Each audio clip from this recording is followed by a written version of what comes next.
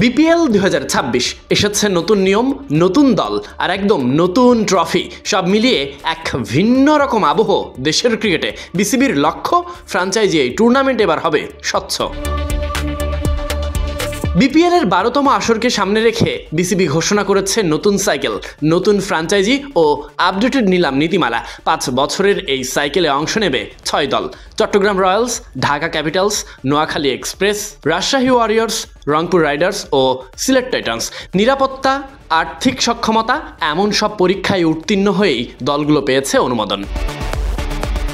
আগামী 30শে নভেম্বর ঢাকার রেডিসন ব্লুতে অনুষ্ঠিত হতে যাচ্ছে বিপিএল 2026-এর খেলোয়াড় নিলাম। বিদেশি খেলোয়াড় নিবন্ধন এসেছে 500-এর বেশি, যেখান থেকে বাছাই করা হয়েছে মোটে 250 জন।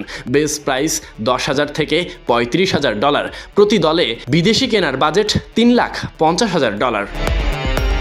বিদেশি খেলোয়াড়দের বেস প্রাইস 11 লাখ থেকে 50 লাখ টাকা। নিলাম থেকে নিতে হবে অন্তত 12 জন স্থানীয় খেলোয়াড়, যাদের নিয়ে সর্বোচ্চ স্কোয়াড গড়া যাবে 22 জন খেলোয়াড়ে। প্লেইং 11-এ বিদেশি খেলোয়াড় থাকতে পারবে 2 থেকে 4 জন।